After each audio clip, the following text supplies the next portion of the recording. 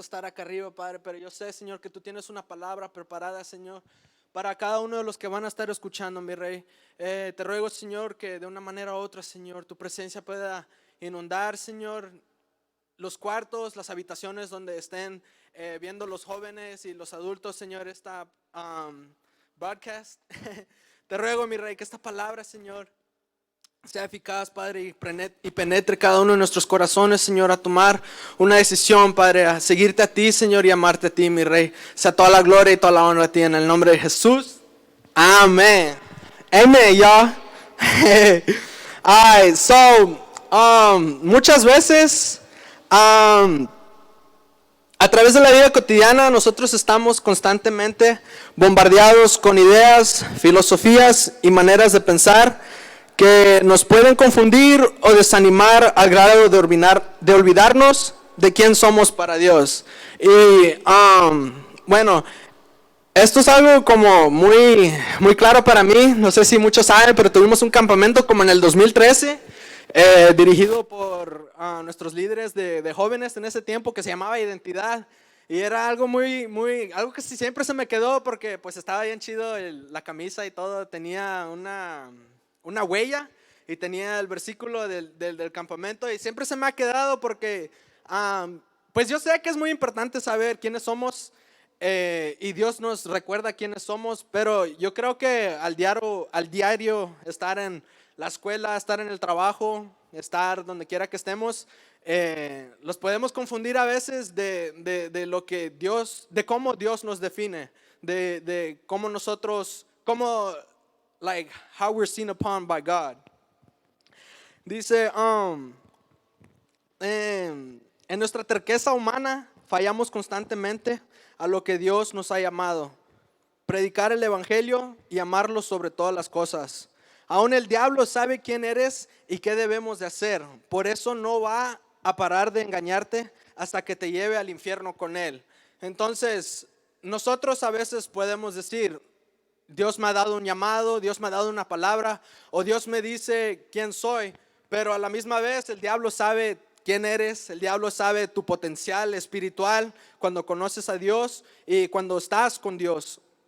El diablo no basta de recordarnos qué tan imperfectos somos. Él quiere inundar tu mente con ideas y sabiduría de este mundo para que te olvides de que le perteneces a Dios, que creó el universo. Nuestra identidad está en Jesús y es Jesús. Por eso la palabra de Dios nos dice en 2 de Pedro 1:5 al 8, voy a estar usando la versión Dios habla hoy. Dice: y por esto deben esforzarse en añadir a su fe la buena conducta, a la buena conducta el entendimiento, al entendimiento el dominio propio, al dominio propio la paciencia, a la paciencia la devoción, a la devoción el afecto fraternal, y el afecto fraternal el amor. Si ustedes poseen estas cosas y las desarrollan, ni su vida será inútil, ni habrán conocido en vano a nuestro Señor Jesucristo. Este versículo me encantó porque se me quedó como que era un proceso que me dio Dios, en el cual me reta o los reta a cada uno de nosotros seguir. Y estando en la vida cristiana, a veces uno puede decir: no, pues se pone aburrido. O no aburrido, pero se hace una rutina. Y estando en los Estados Unidos, tenemos la bendición de tener comida, casa, ropa, pues muchas bendiciones materialísticas. El trabajo se da bien y a veces podemos caer en una conformidad donde entramos a la iglesia, entramos a donde estemos, y a lo mejor a un punto de cansarnos y decir: no, pues ¿cuál es mi propósito? ¿Qué estoy haciendo aquí? Y yo creo que Dios cada día está hablando una palabra viva, pero cada día que salimos de oír la predicación, oír la palabra de Dios, el enemigo está afuera para recordarnos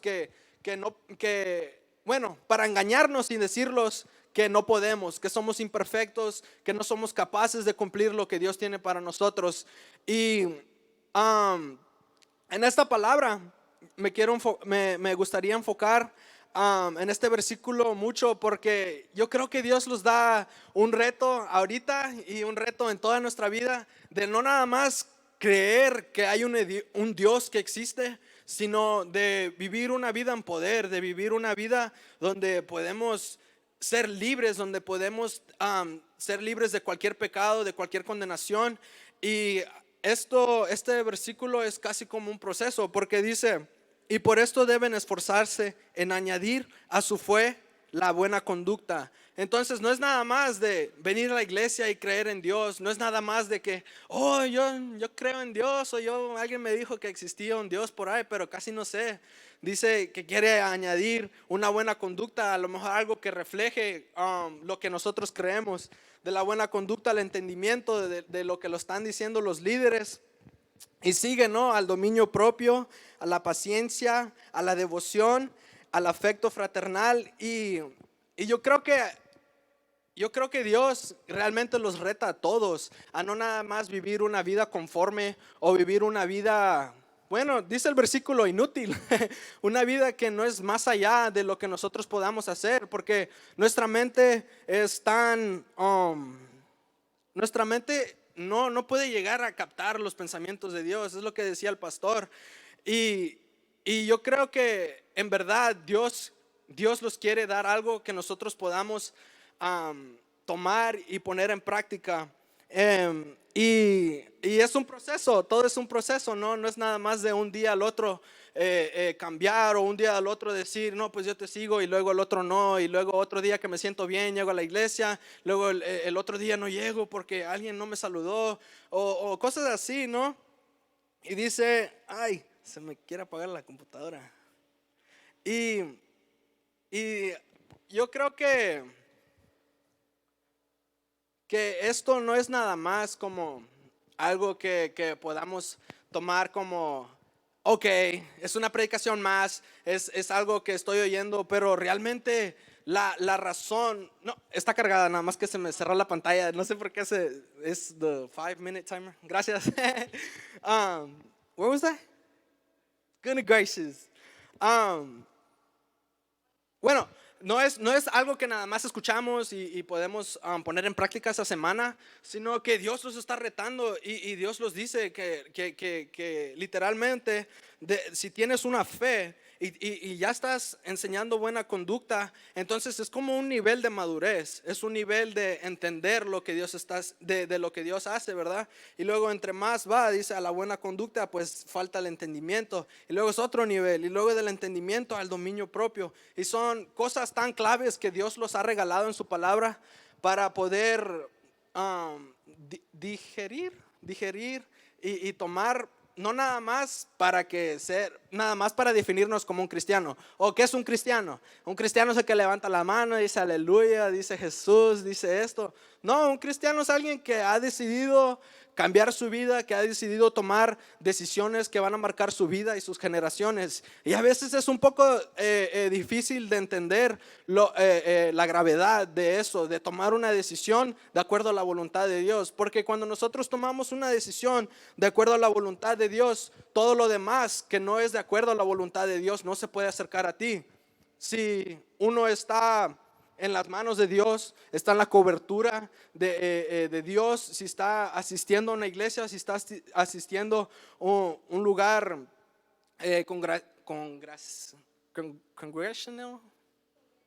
congregacional, ok, no la puedo decir.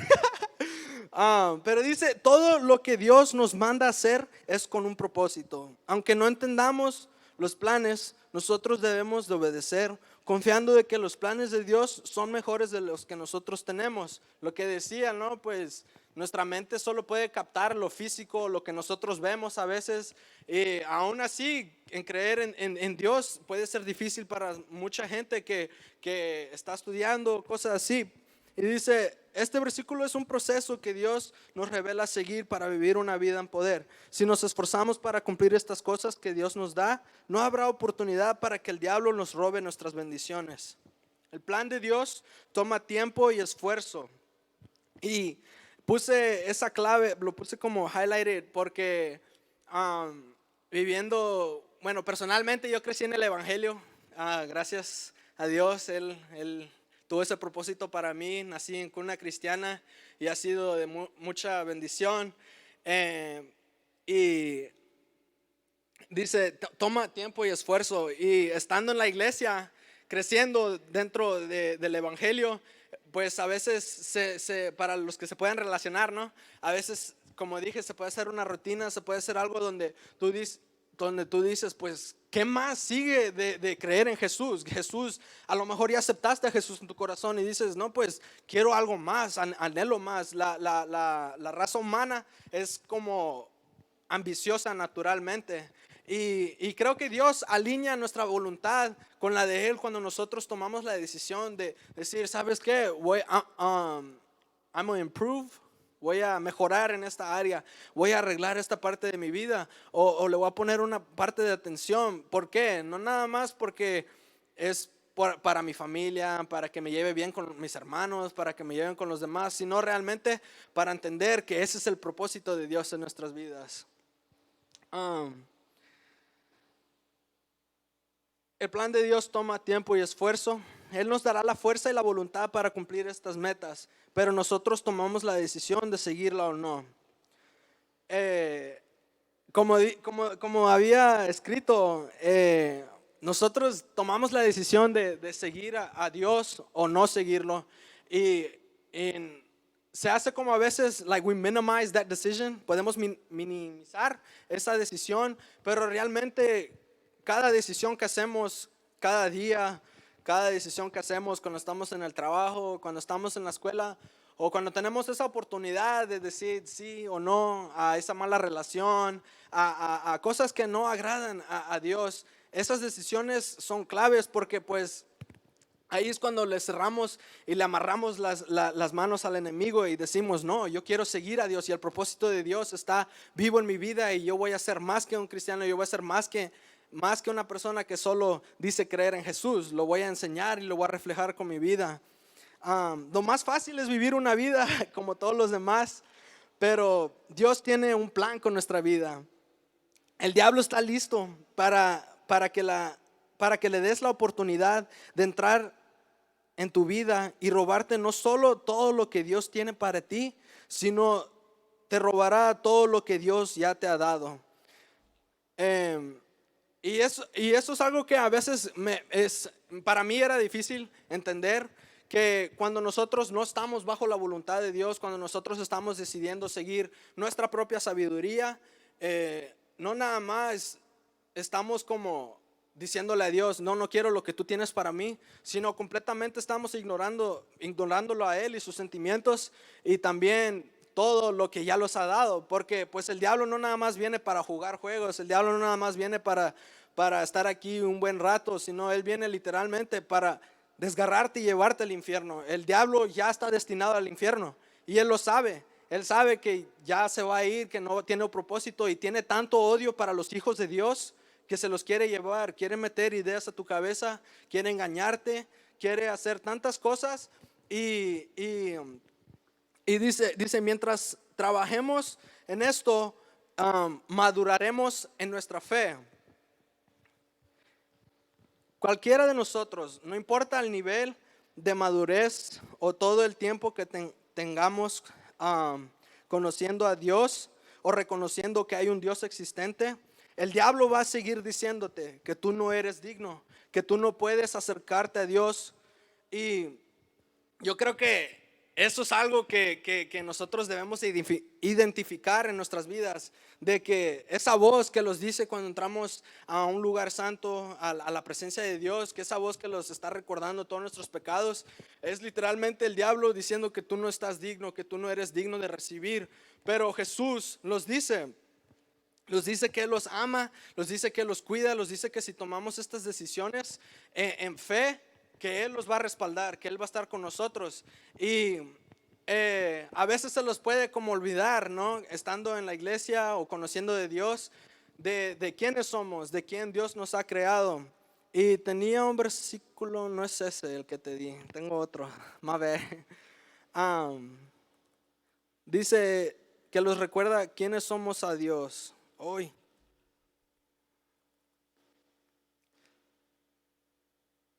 Lasti.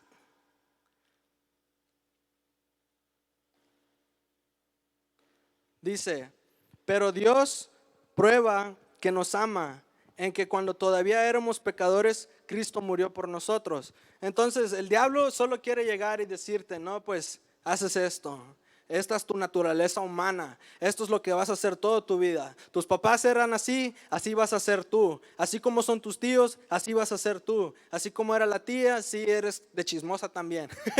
O lo que sea. Pero el diablo viene, el diablo sabe que cuando un cristiano toma la palabra de Dios y la sigue y realmente toma los consejos santos que vienen de Dios de arriba, él sabe que él no puede hacer nada. Entonces el diablo no te puede quitar la bendición, él te puede quitar el gozo de la bendición. Entonces a veces eso que es que tú sientes que es como depresión, a veces que tú sientes que es ansiedad o a veces confusión, no sabemos qué está pasando, no sabes qué estás pensando. Es el diablo tratando de confundir quién eres, el diablo tratando de confundir y engañarte de que tú no vas a salir adelante, diciendo de que tú solo eres capaz de trabajar en este lugar, que tú no puedes subir de rango, que tú eres mediocre, que tú eres alguien que no merece ser visto por Dios. Pero literalmente Dios ha mandado a su único hijo y yo todavía no tengo hijos, entonces no puedo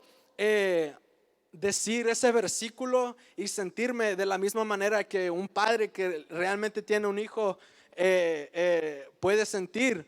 Pero no sé, yo me imagino, o sea, yo tengo perros, yo tengo gatos y tengo mucho amor y digo, pues ya no se los doy a nadie. Yo tengo a mi familia que amo mucho y pues yo prefería enfermarme, yo prefería morir que lastimen a alguien que yo amo, ¿no?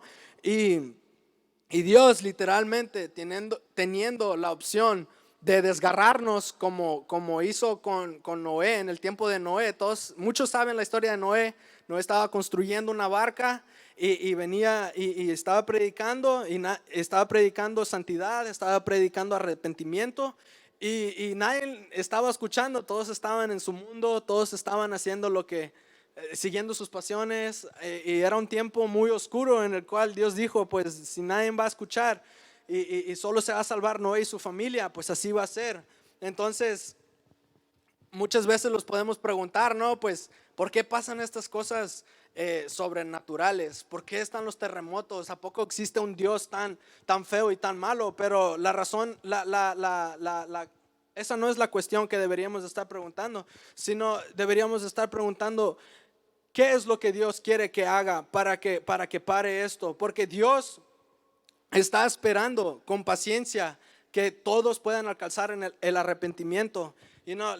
Es cheesy, pero si hay una vacuna, si hay algo que va a salir, que los va a sanar y lo que sea, nosotros podemos aprovechar este tiempo para poder alcanzar gente y explicar que Dios nada se le sale de control. Dios es el Dios y Dios creó el universo y Él tiene el derecho de hacer lo que Él se le dé la gana porque Él es el único Dios poderoso y Él es el único que los va a salvar. Y como dice, pero Dios prueba que nos ama en que cuando todavía éramos pecadores, Cristo murió por nosotros. Dios nos dice que nos acerquemos a Él, sigamos su sabiduría y no la nuestra. Dios nos invita a acercarnos a Él porque Él nos ama en la condición que estamos. Dios busca a alguien que venga ante Él como esté para hacerlo un hijo de Dios. El diablo quiere que tú confíes en tu propia opinión. El diablo quiere que tú digas, mis ideas están correctas y las demás no. El diablo te va a poner una frustración en cuando tú ves algo que no está pasando como tú quieras, y cuando tú sientas esa frustración, reconócela y di, ese no es mi pensamiento, esa frustración no es mía, no se tiene que hacer como yo digo, sino yo necesito la sabiduría de Dios. Y dice, el diablo quiere que tú confíes en tu propia opinión, que no eres merecedor de la gloria de Dios. Pero ¿cómo puede ser esto si Jesús ya murió por ti y por mí? Jesús solo quiere que te acerques a Él. Así, entre más nos acerquemos a Él, menos vamos a ser de la oscuridad. Si estamos en la luz constantemente, o sea, Jesús entonces seremos llenos de esa luz y nadie podrá identificarnos por esa oscuridad que éramos. Y esto es algo muy importante porque viviendo nuestra vida, o sea, normal, a lo mejor yendo a la iglesia y todo lo demás, como ya había dicho, el diablo los quiere recordar cada vez, pero también Jesús los da palabra de aliento en este día y los dice en Colosenses 11:13. Dice: Dios nos libró del poder de las tinieblas. Dios nos ha dado las armas y nos ha dado las herramientas necesarias para que el enemigo no llegue. O sea, sí, cuando tú crees en Jesús y cuando tú crees en Dios, se aleja el enemigo porque ya le perteneces a Dios, ya le perteneces al que te creó, al que ha creado el universo. Pero cuando nosotros aún tomamos decisiones que benefician nuestra vida, nosotros vamos en poder, vamos no nada más nosotros empoderándonos, sino nuestra familia. Una fe que es verdadera, una fe que no es engañosa, una fe que viene de parte de Dios, es algo tan hermoso y tan contagioso, porque uno habla con alguien que tiene una fe muy grande. Voy a usar a Emanuel de ejemplo. Cuando le voy y le corto el pelo, nos quedamos como una hora. Y la fe de Emanuel nada más te capta. Y you're like, man, quiero ir a resucitar a alguien ahorita. Nada más platicando con gente que realmente está devota al servicio de Dios. Y es un mensaje corto, pero yo creo que Dios me ha puesto en este día para realmente alcanzar al que está viendo este video. A lo mejor alguien que está confundido y que ya está harta de su vida inútil, que a lo mejor dice: no, pues ya me cansé, ya he llegado a un punto donde ya no puedo más. Yo creo que no necesitamos topar hit rock bottom. How do you say that? No necesitamos topar con la pared para decir: Jesús, te necesito en mi vida. A los que todavía están en una posición donde tienen trabajo, donde tienen todos los beneficios que teníamos en la vida regular antes del coronavirus, yo creo que también Dios los llama a todos nosotros a ser partícipes de la gloria de Dios. Y en esta noche quiero invitar a los que me están viendo, a lo mejor los que me están oyendo y no conocen quién es Jesús, no conocen quién es Dios. A lo mejor han oído un Dios de que les contó su mamá o su papá o en la escuela, pero les quiero decir que mi Dios no es un Dios que te va a rechazar. El punto claro es que Dios te ama. Dios no ama tu pecado, pero te ama a ti. No importa, no hay nada que tú puedas hacer para que Él te ame más. No hay nada que tú puedas hacer para que Él te ame menos. No importa cómo estés, si te has alejado de Dios, si a lo mejor no has querido nada que ver con Dios y ahora estás preguntando ¿qué es lo que necesito un propósito en mi vida? Y Dios me ha puesto aquí para decirte que el propósito para tu vida es amar a Dios, amar a Jesús y acercarnos a Él, predicar el evangelio. Estoy haciendo una de las cosas. y en Romanos 10, 8 al 10 es un versículo muy bonito, muy hermoso. Dice: ¿qué es pues lo que dice? La palabra está cerca de ti, en tu boca y en tu corazón. Esta palabra es el mensaje de fe que predicamos, hablando a Jesús. Y dice: si con tu boca reconoces a Jesús, o sea, a nosotros, dice: si con tu boca reconoces a Jesús como Señor y con tu corazón crees que Dios le resucitó, alcanzarás la salvación. Pues con el corazón se cree para alcanzar la justicia y con la boca se reconoce a Jesucristo para alcanzar la salvación. Entonces, lo único que nosotros tenemos que hacer es aceptar a Jesús en nuestro corazón y decir: Jesús, ya estoy cansado de cómo he estado viviendo. A lo mejor ya no tengo un propósito en mi vida, ya no sé a dónde voy, qué estoy haciendo. Todo lo que he tratado de hacer con mis fuerzas no resulta como yo pensé que iban a ser. Todas las bendiciones que tenía ya siento que no existen. A lo mejor sientes que tu fe está en el primer nivel, que cuando entraste a la iglesia el primer día. Y Dios nos está diciendo a llegar a una fe sobrenatural, una fe empoderada, a llegar más allá de la fe. Y a los que no conocen a Jesús, Mi Dios es un Dios que cambia vidas, un Dios que cambia familias enteras. De 3 generaciones, Dios ha cambiado radicalmente mi generación, en mi familia, o sea, hablando con mis papás y luego con mis abuelos. Y, y yo sé que solo eso es posible con alguien tan maravilloso como Dios. Y no dejes que el enemigo venga a agüitarte, no dejes que el enemigo venga a desanimarte y condenarte, porque tú ya estás condenado. Por eso necesitas a Jesús, por eso necesitamos todos a Jesús. Y no nada más una vez, sino todos los días decir: Jesús, ya no quiero acudir a mis propias fuerzas, ya no quiero acudir a estas relaciones, ya no quiero ocurrir a estas cosas, sino quiero correr a ti, a tus brazos en un momento difícil, en un momento triste, un momento donde sientes que ya no hay esperanza. Y por eso este versículo es tan poderoso, porque este versículo en ¿qué? 4 sentences es lo que nosotros podemos hacer físicamente para que Jesús entre en nuestra vida y cambie todo. Entonces, ahí donde estés, vamos a orar. A orar es hablar con Dios y decirle, como si estuviera enfrente de nosotros, y cerramos nuestros ojos con reverencia o para no distraernos. Pero dice: esta palabra es el mensaje de fe que predicamos. Si con tu boca reconoces a Jesús como Señor. Vamos a orar. Padre, gracias por esta palabra. Gracias porque tú has hablado a mí. Y yo confío con mi corazón y con mi boca que tú eres Jesús. Yo confío que Jesús ha resucitado por el poder de Dios. Yo sé que he sido pecador. Dilo después de mí: sé que he sido pecador. Y te pido y te ruego que entres a mi vida, que me ayudes a tomar decisiones que te agradan a ti, que me ayudes a vivir una vida empoderada en ti, Jesús. Te ruego que escribas mi nombre en el libro de la vida y que me guardes en el nombre de Jesús. Quiero orar por los que están ahí viendo, todos los que vieron el mensaje y lo compartieron. Gracias.